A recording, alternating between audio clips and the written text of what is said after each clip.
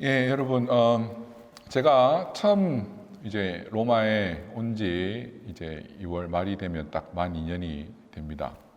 만 2년이 되었습니다. 그죠? 참 시간이 빠르게 지나가네요. 만 2년 동안 저희 아이들이 여기에서 이제 참 많이 컸습니다. 뭐 거의 아기라 할 때 왔는데 이제는 아기는 벗어난 것 같고 어린이까지는 아직 아닌 것 같고, 그래서 우리 애들이 좀 크다 보니까 이제 점점 조르는 게 좀 해달라고 하는 게 많아집니다. 특별히 이제 길을 걸어갈 때 그 중국 가게들 앞에 지나가면 장난감이 유리창에 전시되어 있지 않습니까? 그러면 이제 하나씩 본 게 생기니까 이거 사주세요, 저거 사주세요 이렇게 부탁을 하고 조르기도 하고, 또 마음에 많이 원하는 것은 한번 하고 끊이지 않고 계속해서 조르기도 하고 그럽니다. 하지만 그 조른다고 해서 아빠인 제가 모든 것을 다 해줄 수도 없고 또 해주지도 않습니다.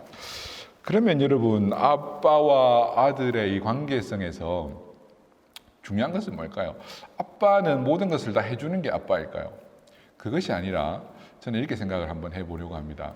아들과 아빠의 참된 관계성은 아빠가 모든 것을 아들에게 해줄 때에 나오는 것이 아니라 아빠가 안 해줄지언정, 아빠가 거절할지언정 그래도 구할 수 있고 조를 수 있는 게 저는 아빠와 아들의 관계성의 참된 의미가 아닌가, 그렇게 생각을 해봅니다.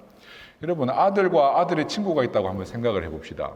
아들과 아들의 친구의 가장 큰 차이점이 뭐겠습니까? 바로 이거죠.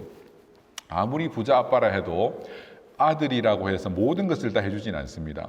그래서 그 뭘 사주거나 해주거나, 그래서 아들 친구에게 안 해주는 것과 아들에게 안 해주는 것 똑같아 보일 수 있습니다.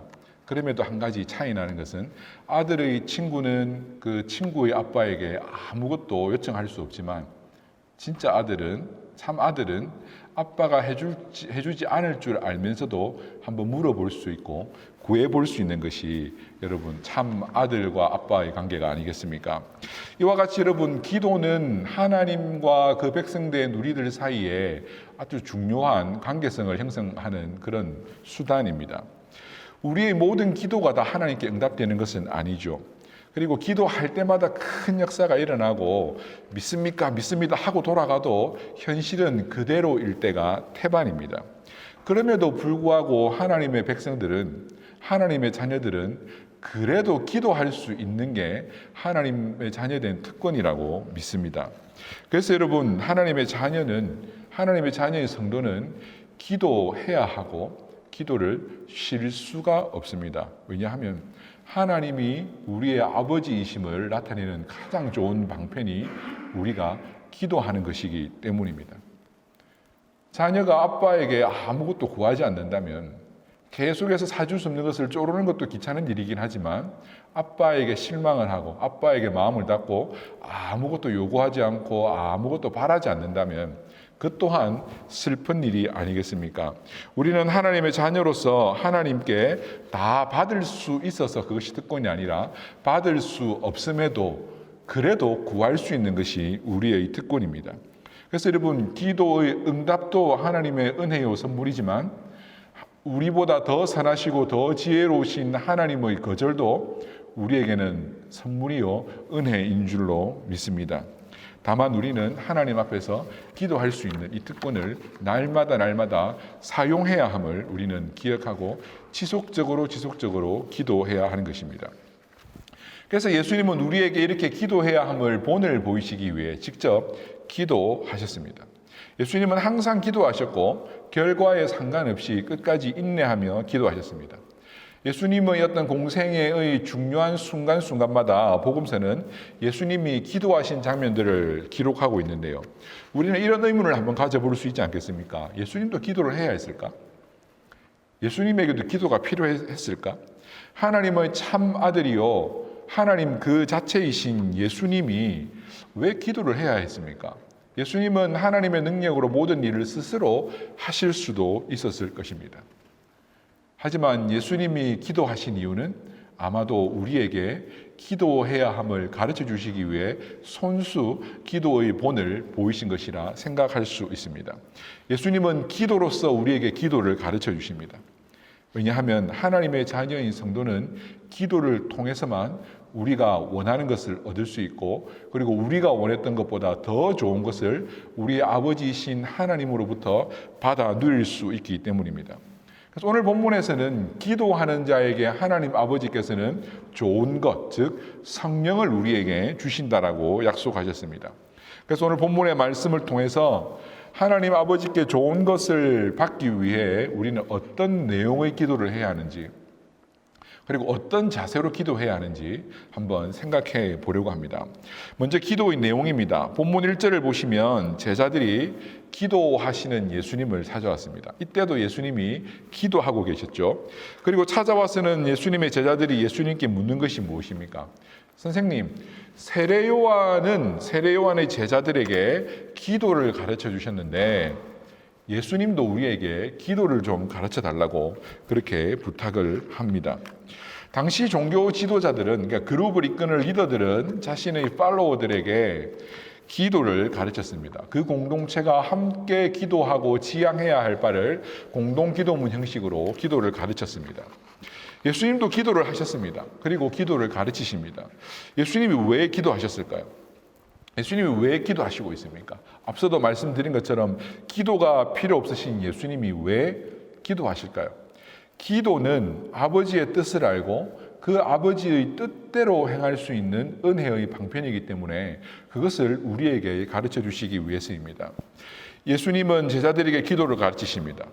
비록 하나님이시지만 또한 완전한 인간으로 오신 예수님은 우리와 똑같이 시험당하시고 또한 하나님 아버지의 뜻을 이루는 데 있어서 반대에 부닥치고 많은 어려움들과 인간의 육신을 입은 어떤 실존으로서 감내해야 되는 모든 고통을 몸소 다 당하셨습니다.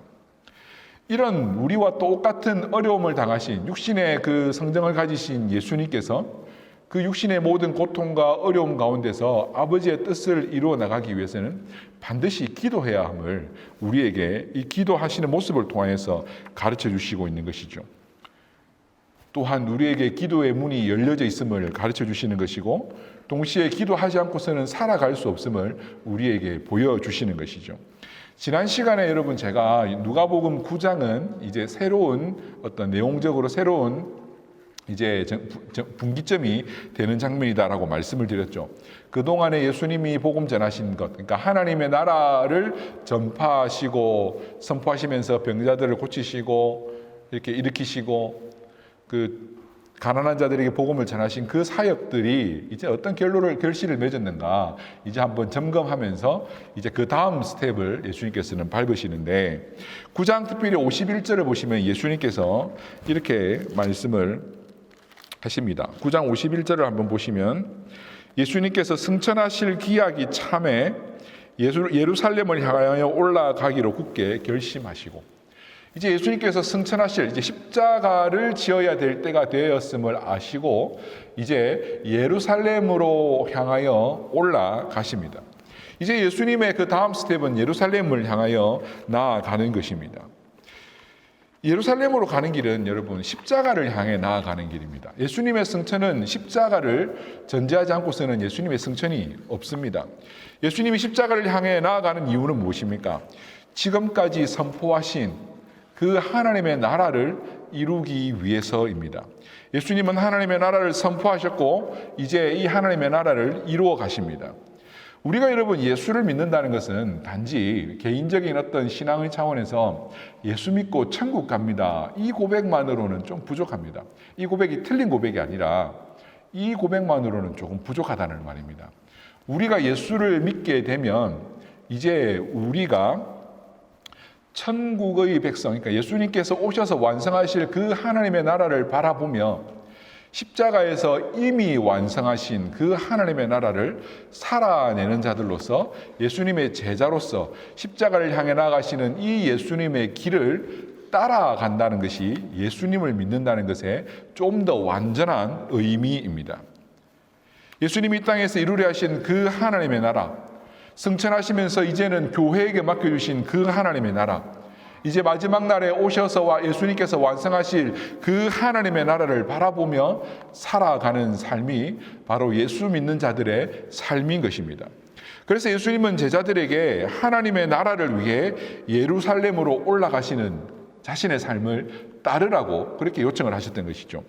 9장 59절에서 보시면 한 사람에게 예수님께서 이제 나를 따르라 라고 요청을 하십니다. 그러자 그가 뭐라고 말합니까?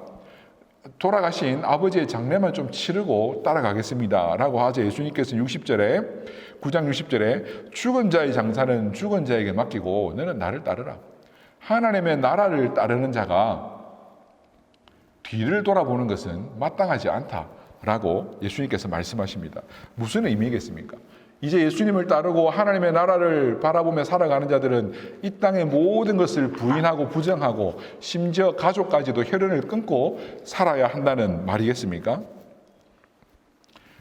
하나님의 나라에서는 그보다 더 중요한 것이 있다라는 것을 예수님께서는 말씀하시는 것입니다. 하나님의 나라를 따르는 자들이 이 땅에서 우리가 얽히고 설킨 것들을 매여서 살아서는 안 된다는 것이죠. 왜냐하면 비록 우리가 이 땅에 발은 붙이고 살고 있지만 우리의 시민권이 이제는 하나님 나라에 속한 자들이기 때문입니다. 그래서 지금까지 우리가 중요하게 생각했던 것, 우리에게 필요한 것들이겠죠. 그리고 우리에게 중요한 것들이기도 하고요. 하지만 하나님 나라에서는 그보다 더 중요한 것들이 생긴다라는 것입니다. 그래서 여러분, 우리가 하나님의 나라를 맞이하기 위해서는 세례요한의 메시지대로 그 다가온 천국 앞에서 회개해야 합니다. 그죠? 그래서 여러분, 제가 종종 말씀을 드리는 것처럼 이 회개는 내가 지금까지 지은 죄, 알고 지은 죄, 모르고 지은 죄, 늘 반복적으로 그냥 하나님 앞에 죄를 고백하는 것이 회개가 아니라는 것이 아니라 그것만으로는 조금 불완전한 설명입니다. 조금 더 나아가서 단지 죄를 짓고 안 짓고의 문제가 아니라 지금까지 내가 중요하게 생각하고 살아왔던 것, 지금까지 내가 삶의 가치와 우선순위를 두고 살아왔던 것, 그것에서 삶의 방향을 돌려서 이제는 하나님 나라의 복음을 삶의 중심으로 안고 완성될 하나님의 나라를 향해 나아가야 한다는 것입니다. 그렇게 하나님의 나라를 향해 나아갈 때에는 때로는 우리 삶의 어떤 헌신이 요구되기도 합니다. 지금까지 중요했던 것을 포기해야 될 순간이 오기도 합니다. 지금까지 양보할 수 없었던 것을 양보해야 될 순간도 찾아오기도 합니다. 과거에는 먹고 살기 위해 살았다면, 과거에는 내 가족만 중요했다면, 과거에는 나에게 죄를 지은 자들을 용서할 수 없었다면, 이제는 그것이 우리에게 다 없어지는 것이 아니라 먹고 사는 것보다 조금 더 중요한 삶의 의미가 생기고, 여전히 내 가족도 중요하죠. 왜? 내 가족도 교회 안에서는 함께 믿음의 공동체니까요. 그죠? 하나님께서 우리에게 묶어주신 첫 번째 가족의 어떤 공동체로서의 울타리니까 중요하죠. 하지만 내 가족을 넘어서 새로운 가족이 하나님 나라 안에서 생김을, 천국에서는 우리에게 새로운 가족이 있음을 이제는 알고 내 가족만 돌보는 것을 넘어서 타인까지도 돌보고 섬길 수 있게 되는 것이죠. 과거에는 나에게 죄를 지은 자를 도저히 용서할 수 없었습니다. 지금도 있을 수 없는 일입니다. 하지만 하나님 나라에서는 이제 우리가 회개하고 돌이켰기 때문에 절대로 할 수 없을 것 같았던 그 일이 이제 하나님 나라 안에서는 되는 것입니다. 그래서 이사야가 예언한 것처럼 여러분, 어린이가 사자들과 뛰어놀고 독사가 물지 않고 그런 천국의 복음이, 천국이 우리에게 실현되는 것이죠. 그래서 천국에는 원수가 친구로 변하고 신분도 무너지고 모두가 다 하나님의 자녀로서 한 가족으로서 완성됨을 우리는 바라보는 것이죠. 그래서 그것을 바라보면서 오늘 우리는 살아가고 있는 것입니다. 그래서 여러분, 교회는 이런 완성될 하나님의 나라를 바라보면서 이것을 우리 삶 가운데 구현해내고, 아직 완성되진 않았지만 지금부터라도 우리가 연습하고 실천해내려고 하는 그런 하나님 나라를 이루어가는 공동체인 줄로 믿습니다. 하나님 나라는 여러분, 세상에 폭력 없이 사회체제를 개선해 나갑니다. 여러분, 기존의 사회체제를 바꾸기 위해서는 반드시 폭력이 필요했습니다. 권력이 필요했고 조직이 필요합니다. 그런데 여러분, 하나님의 나라는 이 땅에 하나님의 그 온전하신 뜻을 이루어 나감에 있어서 조직으로 이루어내신 것도 아니고 폭력으로 이루어내신 것도 아니고 그저 하나님의 나라를 묵묵히 살아내는 성도들, 제자들, 이 교회 공동체를 통하여서 이루어져 나가는 것이죠. 어떻게 여러분 노예가 종이 주인과 함께 교회에 앉아서 형제라 고백할 수 있었겠습니까? 지금도 쉽지 않은 일입니다. 그죠? 그런데 그 당시 1세기에 종이 주인과 함께 한 교회의 성도 된다는 것은 있을 수 없는 일입니다. 이것은 사회 조직 체제가 바꿀 수 없는 일입니다. 폭력으로도 개선할 수 없는 일이었습니다. 하지만 하나님 나라의 복음은 그것을 가능하게 했던 것이죠. 조직이 없지만 세상의 조직을 가진 다른 공단체들보다 미약해 보이는 교회는 그 모든 조직들보다 더 큰 능력으로서 이런 것들을 이루어낸 것입니다. 지금도 완전하다 할 수는 없지만 남녀 간의 이런 평등, 그 당시 사회에 있어서는 사회 전복과 같은 일입니다. 인권이 없는 여자에게, 부모의 재산도 물려받을 수 없는 그 여자에게 동등한 형제로 대우하고 여자를, 아내를 내 몸같이 사랑하고 지키라고 하는 그 하나님의 명령은 그 당시 개념으로 볼 때 있을 수 없는 일이었습니다.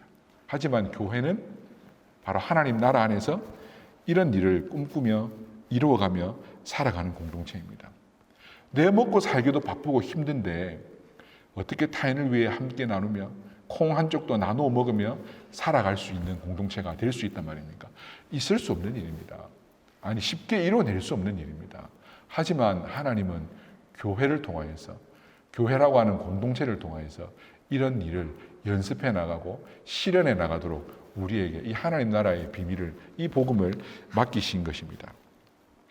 그래서 우리는 이미 이루어진 하나님의 나라 안에서 이런 삶을 살아내기 위해서 고군분투하는 자들이어야 합니다. 다가올 하나님의 완성을 소망하며 그날까지 참고 견디며 인내해야 하는 자들입니다. 바로 다가올 하나님의 나라를 하나님 나라의 완성을 소망하는 공동체가 바로 우리 교회 공동체인 줄로 믿습니다. 예수님이 전파하신 하나님 나라를 완성하기 위해 예수님은 조직을 만드신 것이 아니라 바로 교회를 세우셨고 바로 이 땅에 우리 로마 한인교회를 세우신 줄로 믿습니다. 그래서 우리 로마 한인교회가 이 하나님의 나라 공동체를 이루어가며 감히 있을 수 없는 이런 일들이 이루어져가는 그런 참된 하나님의 공동체가 되기를, 그렇게 빚어져 가기를 소원합니다. 오늘 본문에 나오는 예수님이 가르치신 기도는 바로 우리가 이것을 위해 기도해야 한다는 것을 가르쳐 주시고 있습니다. 2절을 보시면 하나님을 아버지라 부르고 있죠. 하나님을 직접적으로 아버지라 부릅니다. 자녀만이 사용할 수 있는 호칭이죠. 아람어로는 아빠라고 하는데 아빠, 우리말 아빠하고 똑같습니다. 이건 아버지의 낮춤말이 아니라 부모와 자녀 간에 정말로 온전한 인격적 신뢰 가운데 전적으로 의존의 대상이신 아버지를 부를 때에 사용하는 아주 친밀한 호칭입니다. 이건 어린 아이가 아빠를 우리말처럼 그럴 때 부르는 게 아니라 정말 아빠를 전적으로 신뢰할 때 부르는 그 아람어 호칭이 아빠인데, 하나님을 아빠라고 부릅니다. 자녀들은. 그래서 자녀들은 하나님을 아빠라 부를 수 있는 자녀들은 이렇게 기도합니다. 아버지의 이름이 거룩히 여김을 받기를 기도해야 하고 그 아버지의 나라가 우리 삶 가운데서 이루어져 가기를 기도해야 합니다. 바로 핵심은 아버지의 나라죠. 방금까지 제가 설명드린 바로 그것입니다. 그 예수님이 십자가를 향해 예루살렘을 향해 나아가는 그 길을 따라가야 한다는 말입니다. 이제는 우리의 삶의 방식이 예수님이 보이신 그 걸음걸음 함께 걸어가야 한다는 것입니다. 이렇게 세상의 가치를 뛰어넘어 이제는 우리의 삶에서 우리의 가치가 아니라 지난날 우리가 붙들고 있었던 그 삶의 가치가 아니라 이제는 하나님 나라에서의 새로운 삶의 가치를 구현해내는 삶을 살아야 한다는 것입니다. 그러면 우리가 어떻게 우리가 소중하게 생각했던 이 세상의 가치를, 이런 어떤 소중한 것들을 더 넘어서 이런 기도를 해낼 수 있겠습니까? 우리의 중요한 것들, 우리에게 소중한 것들은 필요 없다는 말입니까? 바로 3절부터는 우리를 위한 기도가 나오죠. 바로 일용할 양식과 우리가 죄 지은 자를 용서한 것처럼 우리의 죄가 용서받는 것을 위해 기도하고, 그리고 우리가 날마다 시험에 빠지지 않도록 기도할 수 있는 것입니다. 여러분, 우리가 하나님의 나라를 위해 살아갈 때에, 우리가 아버지의 나라를 먼저 구현해낼 때에 일용할 양식은 아버지에게로부터 오는 줄로 믿습니다. 그래서 하나님은 자녀들에게 기도하기를 일용할 양식을 위해 담대히 구하라고 기도합니다. 사랑하는 성도 여러분, 아빠이신 하나님께 구하십시오. 오늘 일용할 양식을 구하십시오. 그런데 여러분, 여기서 중요한 것은 우리에게 오늘 일용할 양식만 구하라고 말씀하시는 겁니다. 우리의 기도 제목이 자녀 손손 먹고 살 것을 쌓아놓도록 기도해서는 안 된다는 겁니다. 하나님 나라를 바라보며 사는 사람들은 오늘 필요한 것만 우리의 기도 제목이 되어야 한다는 것입니다. 이 말이 돈을 많이 벌어서는 안 된다는 말이겠습니까? 아니죠. 오늘 필요한 것만 우리가 구하되 우리에게 하나님께서 주시는 물질 중에 오늘 필요한 것만 하나님의 응답인 줄로 믿고 나머지의 것은 하나님께서 주시는 선물이요 보너스죠. 그럼 그것은 내일을 위해 쌓아둘 것이 아니라 이 땅에서 영원히 살 것처럼 쌓아둘 것이 아니라 하나님 나라의 선한 일들을 위하여서 사용하고 나누고 베풀 수 있어야 된다는 것이죠. 그래서 여러분, 내 가족을 넘어 다른 가족까지도 섬길 수 있게 되는 것입니다. 이방인들은 내일 먹을 것까지 구합니다. 왜 그렇습니까? 이방인의 신은 오늘 먹을 것을 주지 않습니다. 아무것도 주지 않습니다. 그래서 내일의 것까지 구할 수밖에 없죠. 하지만 우리 아빠 하나님은 오늘 먹을 것을 매일마다 주시는 분인 줄로 믿습니다. 그래서 이 먹고 사는 부분에 있어서 우리가 너무 이 땅의 삶에 집착하여서 우리가 천년만년 살 것처럼 우리의 나라를 세워나가며 이 땅에 물질을 쌓아두고 사는 삶이 아니라 우리에게 필요한 만큼 쓰고 우리 가족을 위해 필요한 만큼 쓰고 조금 검소하게 조금 낮추어서 살면서 필요한 부분에 나누며 살아갈 수 있는 삶을 살아가라고 하는 것이죠. 그것이 우리의 기도 제목이 되어야 한다는 것이죠. 그리고 우리가 우리의 죄 사함을 위해서 기도해야 되는데 그 빚진 자, 그 500데나리온 빚진 자의 비유에서도 말씀을 드렸던 것처럼 우리가 죄 용서함을 받기 위하여 기도하기 위해서는 여러분 우리도 우리에게 죄 지은 자를 용서해야 한다는 것입니다. 왜냐하면 내가 하나님께 용서받은 죄가 더 크기 때문입니다. 그것을 이루어가는 자들이죠. 그렇지 않고서는 교회가 분당을 해결하지 못할 것입니다. 교회의 분열을 해결하지 못할 것입니다. 왜냐하면 사람 사는 세상 다 똑같습니다. 마음에 드는 사람 하나도 없습니다. 그렇지 않겠습니까? 하지만 나를 돌아볼 때에 겸손하여서 품을 수 있는 것이죠. 그렇게 정말 하기 싫은 일이죠. 정말 하기 싫은 일이지만 억지로 고군분투하면서 그것을 해낼 때에 하나님께 우리의 죄 용서를 위하여 기도하며 또한 우리가 하나님 나라를 위해 살아갈 때에 시시각각 우리에게 다가오는 시험들이 있지 않겠습니까? 그 시험에서 이기며 승리할 수 있도록 그래서 하나님 나라를 온전히 구해낼 수 있도록 우리는 이 아버지 뜻이 우리 가운데 이루어지도록 기도해야 하는 것입니다. 사랑하는 성도 여러분, 교회는 완성체는 아닙니다. 하나님 나라를 추구하는 그것의 완성을 바라보는 공동체이지 우리가 이미 우리 안에서 다 완성해내었다는 말은 아닙니다. 그래서 여러분, 성도들은 하나님의 나라가 완성되어 갈 때에 예수님께서 가르쳐 주신 이 주기도의 내용으로 날마다 기도해야 하는 것입니다. 이것이 우리의 삶에 정말 전투하는 어떤 모습이어야 하는 것입니다. 그리고 예수님은 우리에게 이런 기도의 내용을 가지고 기도하되 어떤 태도로 기도해야 되는지 이제 두 가지 비유를 통해서 말씀해 주시거든요. 여러분, 예수님은 기도하시되 그냥 근성으로 기도하지 않으셨습니다. 기도하실 필요도 없으신 분이 기도하실 때마다 정말 간절히 기도하시고 전심으로 기도하셨습니다. 한 예로 겟세마네 동산에서 십자가에 달리시던 전날 밤에 마지막으로 기도하실 때는 땀이 피가 되어 나올 만큼 간절하게 기도하셨다고 성경은 기록하고 있지 않습니까? 우리도 이 하나님 나라를 위해서 기도하되 그렇게 기도해야 된다는 것입니다. 바로 이 기도는 우리의 어떤 전투의 현장인 것이죠.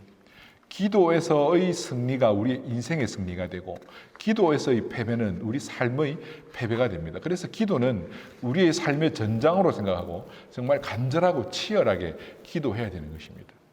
기도가 너무 쉽고 내 소원 몇 가지 이야기하고 끝나서는 안 되는 것이죠.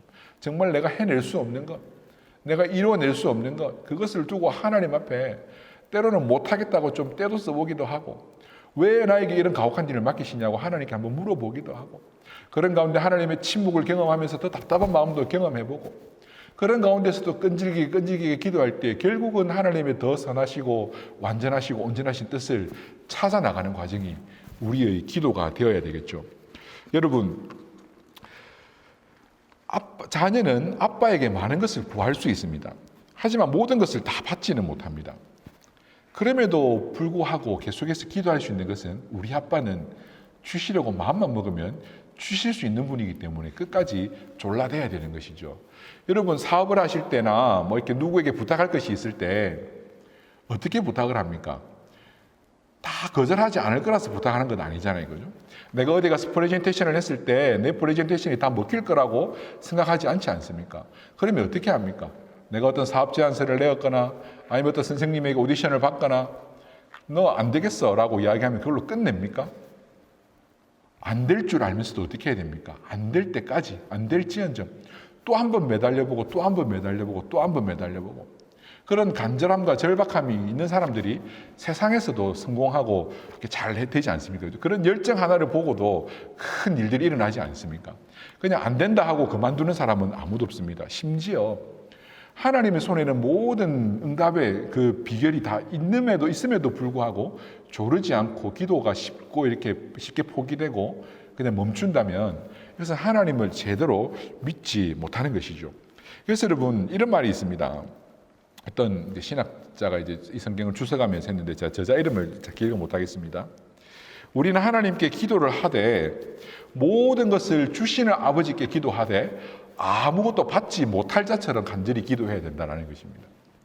하나님이 우리가 간절하게 기도하지 않으면, 끈질기게 기도하지 않으면 우리의 기도 안 들어주시는 분이라서가 아니라 하나님께서 마음을 우리가 기도하지 않으면 안 바꾸시는 분이라서가 아니라 하나님은 모든 것을 가지고 계시고 응답하시는 분임에도 불구하고 우리는 정말 간절히 기도하되 아무것도 받지 못할 자처럼 간절하게 기도해야 된다는 것이죠.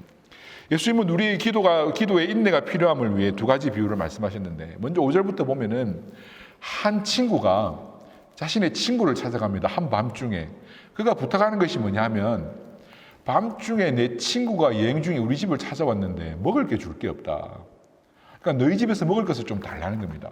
근데 이미 밤중이라서 가족들이 이미 잠들었을 시간입니다. 얼마나 성가신 일이겠습니까? 이거는 친구라 해도 별로 들어주고 싶지 않은 일입니다. 이 성가신 일. 그냥 조용히 없다 하고 그냥 잠자고 싶을 정도입니다. 그럼에도 불구하고 이 당시 관습에는 한 동네의 이웃이 찾아왔는데 그 이웃을 제대로 접대하지 않으면 그것이 불명예가 되는 겁니다. 그래서 이 친구를 도와야 되는 것이죠. 그럼에도 불구하고 성가신 일이긴 하지만 왜 이 친구가 밤중에 찾아온 자신의 친구를 돕겠습니까? 귀찮으니까. 먹을 것 안 주면 계속 초인종 눌러대면 귀찮으니까. 빨리 줘서 돌려보내는 게 차라리 빨리 잠자리에 들 수 있으니까. 그리고 또 하나 비유를 하시는 게 너희 중에 아들이 아버지에게 생선을 달라는데 정갈을 주고 알을 달라는데 뱀을 줄 사람이 있겠느냐. 너희는 악한 성향을 가진 너희들이라 할지라도 자녀에게만큼은 달라는 대로 좋은 것을 줄 줄 알지 않느냐. 하물며 우리 하나님 아버지께서는 악하신 분이 아닌데 어떻게 그 자녀들이 끝까지 기도할 때에 달라는 것, 아니 그보다 더 좋은 것을 주시지 않겠느냐라고 말씀하시며 예수님은 구하는 자에게 아버지께서 성령을 주신다라고 이렇게 말씀하시는 것이죠. 이 두 비유의 핵심은 그것입니다. 악한 우리들도 친구의 간청이라서는 들어주지 못할지라도 귀찮아서는 들어준다. 악한 우리들이라도 악한 마음이 가득한 우리들이지만 아들에게만큼은 좋은 것을 줄 안다. 하물며 좋으신 아버지께서 간절히 기도하는 우리들에게 좋은 것을 주시지 않겠냐는 것입니다. 사랑하는 성도 여러분, 우리 하나님 아버지는 선하신 분인 줄로 믿습니다. 우리 하나님 아버지는 완전하시고 지혜가 완전하신 분인 줄로 믿습니다. 그래서 우리에게 늘 언제나 좋은 것을 주시기를 원하십니다. 우리가 기도하는 것보다도 더 좋은 것을 주십니다. 그래서 여러분, 우리는 9절 말씀처럼 구하고 찾고 문을 두드려야 됩니다. 하나님 아버지 좀 주십시오. 좋은 거 주십시오. 지금 하나님의 자녀가 고통 중에 있습니다. 아버지의 뜻을 이루며 아버지의 나라를 이 땅 가운데 나타내고 싶은데 지금 어려움 가운데 빠져 있습니다. 하나님 좋은 거 주십시오 라고 우리는 구해야 합니다. 그래서 여러분 믿음으로 우리 10절 말씀을 같이 한번 읽어볼까요? 11장 10절 말씀, 11장 10절을 같이 한번 읽어보겠습니다. 시작. 구하는 이마다 받을 것이요 찾는 이는 찾아낼 것이요 두드리는 이에게는 열릴 것이니라. 아멘. 여러분 아멘이십니까? 구하는 이마다 받을 것입니다. 찾는 이가 찾아낼 것입니다. 두드리는 이에게 문이 열릴 것입니다. 하나님은 우리가 구하는 것을 이미 알고 계십니다. 그럼에도 이렇게 간절히 기도하게 하십니다. 기도하실 필요가 없는 예수님도 아버지의 뜻을 이루기 위하여서 기도했던 것처럼 우리에게 필요한 것도 이미 알고 계시는 아버지는 우리에게도 기도하게 하십니다. 왜 그렇습니까? 우리가 기도하지 않으면 하나님의 마음을 움직이지 않을 것이라 그렇습니까? 하나님께서 가지고 계신 계획도 우리가 간절하게 기도하면 하나님께서 계획을 바꾸실 것이기 때문에 그렇습니까? 하나님의 계획에는 변함이 없습니다. 그러면 무엇이겠습니까? 우리가 기도해야만, 간절히 기도해야만 내가 구한 것보다도 더 좋은 것을 받을 수 있기 때문인 줄로 믿습니다. 내가 구한 것이 잘못된 것일 수 있습니다. 지혜가 부족해서 잘못 구할 수도 있습니다. 아직 하나님의 나라를 구하며 살아가지만 그 뜻을 온전히 구별하지 못하여서 내 욕심만을 위해 기도할 수도 있습니다. 하지만 기도하면 하나님께서는 우리에게 그것보다 더 좋은 것을 주십니다. 13절 말씀에는 이게 성령이라고 되어 있는데 마태복음 7장에서는 똑같은 구절에서 좋은 것을 주신다라고 말씀하셨죠. 그래서 연결해 보면 성령님은 우리에게 좋은 기도의 응답인 줄로 믿습니다. 왜 그렇습니까? 우리가 기도할 때에 우리가 구했던 것보다도 더 좋은 하나님이 우리와 함께 하시는 것이기 때문에 그렇습니다. 아빠의 선물이 좋은 것입니까? 아빠가 좋은 것입니까? 철없는 아이들은 아빠보다 아빠의 선물을 더 좋아할 수도 있습니다. 하지만 잠시죠, 그죠? 장난감 가지고 놀다 보면 금방 실증내고 망가지고 버려집니다. 하지만 아빠는 버리지 않습니다. 아빠가 더 좋은 것이죠. 그것처럼 여러분, 우리가 구하는 그 기도의 제목보다도 그 기도 해결의 모든, 우리 문제 해결의 모든 어떤 해결책을 가지고 계시는 하나님이 우리 안에 와주시면 내가 구하지 못한 다른 것들까지도 다 문제가 해결되고 응답받을 수 있는 것 아니겠습니까? 아빠의 선물보다 아빠가 더 좋은 것처럼 우리가 원했던 기도 응답보다도 하나님은 우리에게 더 좋은 기도의 응답, 기도할 때에 우리에게 성령의 충만함을 주시는 것입니다. 그래서 여러분, 우리에게 문제를 주시는 이유는 우리를 기도의 자리로 이끌기 위해서입니다. 문제를 빨리 해결해 주시지 않는 이유는 더 기도하게 하시기 위해서입니다. 왜 그렇습니까? 그렇게 기도할 때에만 하나님과 함께 동행하며 성령의 충만함 가운데 은혜를 누리며 살 수 있기 때문입니다. 우리는 어린 자녀가 아빠에게 조르듯이 끝까지 기도해야 합니다. 왜냐하면 그래야 기도하는 만큼 계속해서 성령의 은사, 성령의 축복으로 살아갈 수 있기 때문입니다. 이제 말씀을 정리하겠습니다. 성도는 기도해야 합니다. 왜 그렇습니까? 기도해야만 하나님께 주시는 좋은 것을 받을 수 있기 때문입니다. 기도를 해야만 성령과 함께 날마다 동행할 수 있기 때문입니다. 성령이 우리와 함께 해주시지 않으면 우리는 한순간도 하나님의 나라의 귀한 가치들을 생각조차도 할 수 없는 우리들입니다. 성령이 우리의 마음을 일깨워주시지 않으면 타인을 위해 나누기는커녕 내 것을 먹고도 더 가지려고 하는 욕심만 가득한 삶을 살아갈 수밖에 없습니다. 내 죄가 용서받기는커녕 타인의 죄까지 용서하지 못하는 그런 삶을 살아갈 수밖에 없습니다. 날마다 시험에 빠져 살아갈 수밖에 없습니다. 하지만 우리가 기도하여 성령을 받으면 이 모든 문제들로부터 해결받고 하나님의 나라를 위해 살아갈 수 있게 되는 것입니다. 그러면 여러분 어떤 축복이 있겠습니까? 마태복음 6장 33절에 기록하고 있는 것처럼 먼저 그 나라와 그 일을 구하라. 그리하면 이 모든 것들은 너희에게 이루시리라. 먼저 그 나라와 그 일을 구하면 우리에게 필요한 이 모든 것들은 주시리라. 이것이 우리 주님의 약속입니다. 혹시 여러분은 지금 어떤 내용으로 기도하고 있습니까? 그 기도 가운데 하나님의 나라가 있습니까? 지금 여러분은 어떤 자세로 기도하고 있습니까? 그 기도 가운데 간절함과 인내가 있습니까? 여러분 어떤 내용이든 괜찮습니다. 기도를 시작하십시오. 잘못된 기도일까 두려워하지 마시고 현재 수준에서 그대로 자신의 기도 제목을 가지고 기도하십시오. 다만 끝까지 기도하십시오. 그러다 보면 우리의 기도가 하나님의 약속대로 성령이 오셔서 우리의 기도를 바꾸어 주실 것입니다. 우리의 기도가 바뀐다면 기도만 바뀌는 것이 아니라 그 기도가 바뀌면 우리의 삶이 바뀌는 것을 말하는 것입니다. 그래서 우리가 결국 하나님의 말씀대로 살아가게 되다 보면은 하나님의 축복은 자연스럽게 따라오는 것이죠. 마지막 예를 하나 드리고 이제 설교를 마치려고 하는데요. 제가 잘 아는 분이 한 분 있습니다. 이분이 몇 년 전에 꽤 시간이 됐습니다. 회사에서 어려움을 당했어요. 인사를 관리하는 관리직에 있다가 어느 날 회사에서 부서를 조정하면서 자신의 적성에도 맞지 않고 조금 한직이라 할 수 있는 영업직으로 발령을 받은 거예요. 그러면서 이분이 나는 회사에서 이렇게 무능해서 이렇게 튕겼나 하면서 스스로에 대해서 이제 비관하고 실망하고 낙심해 있었습니다. 낙심이 심각했습니다. 영업은 체질에 맞지도 않고. 그러다가 어느 날 이분이 이제 많은 상담도 하고 이야기도 하고 이러는 중에 용기를 얻어서 다시 한번 힘을 내어서 비록 힘든 일이라 할지라도 하나님의 은혜를 구하면서 이제 이 적성에 맞지 않는 일이지만 한번 감당해 보겠노라고 마음을 먹고 그 일을 열심을 내었습니다. 그러면서 이제 제가 건면하기를 교회에서 봉사도 좀 하고, 교회는 잘 다녔지만 봉사도 좀 하고 이제 좀 이전과는 좀 다르게 조금 더 다른 삶의 방법으로 한번 살아보자. 기도도 하고 이렇게 뭐 말한 것 뿐이었습니다. 정말 해준 게 아무것도 없어요. 그 한마디 해줬어요, 그냥.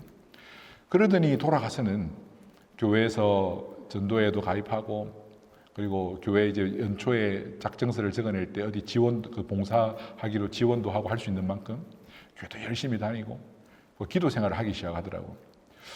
그러면서 적성에 맞지 않아가지고 늘 이제 안 좋은 성과를 내다가 어느새부턴가 이제 성과가 나기 시작을 하는 거지. 열심히 용기를 내서 일을 하기 시작하다 보니까. 그러자 뭐 부서에서는 당연히 최고고, 최근에는 이제 전국에서도 실적이 뭐 탑에 들어가지고 늘 이렇게 좋은 소식이 들려오는 거예요. 참 감사하더라고요. 그런데 여러분, 중요한 것은 이분이 그냥 그 성과만 좋은 것을 말씀드리려고 하는 게 아니에요.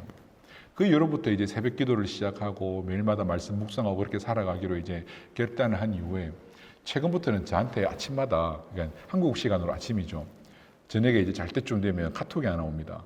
그날 새벽 기도 때 들었던 말씀을 한 절 이렇게 적고 자기가 받았던 말씀 가운데 기도 제목을 적어서 저한테 나누는 거예요. 하루도 빠짐없이. 이 말은 하루도 빠짐없이 계속 기도한다는 것이죠.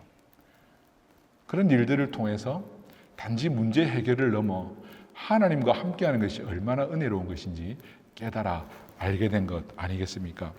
사랑하는 성도 여러분, 하나님은 우리에게 기도하라고 하십니다. 이유는 기도하지 않으면 하나님께서 주시지 않기 때문이 아니라 그렇게 해서라도 우리를 기도의 자리로 끌고 와서 우리와 교제하고 싶어 하시는 분인 줄로 믿습니다. 우리 좋은 아버지 하나님께서 우리와 좀 함께하고 싶다는 거예요. 좀 내 앞에서 기도 좀 하라는 거예요. 좀 함께 이야기도 하고 나누고 싶은데 아버지도 아들들이 그렇게 하지 않습니까? 온라인으로 돈 쏴주면 안 찾아오잖아요. 그러면 아버지가 용돈이 필요하면 어떻게 해야 됩니까? 아들이 용돈이 필요하면 어떻게 해야 됩니까? 아버지한테 찾아와가지고 좀 이렇게 애교도 부리고 좀 뭐 이렇게 목욕탕 모시고 가서 등도 밀어드리고 아버지가 용돈 좀 줄 때까지 그렇게 노력해야 되지 않습니까? 그죠? 그게 아빠가 아들에게 주기 싫어서 그러는 게 아니라 외롭고 아들과 함께하고 싶어서 그러는 것 아니겠습니까? 하나님도 우리에게 기도하라고 하십니다. 그리고 간절히 끝까지. 그리고 기도해야 될 내용은 우리가 하나님의 나라 아버지를 구하며 아버지를 위해서 기도하되 그렇게 우리가 기도하면 하나님은 우리에게 언제나 더 좋은 것, 성령을 통해서 우리가 더 좋은 것 주시는 분인 줄로 믿습니다.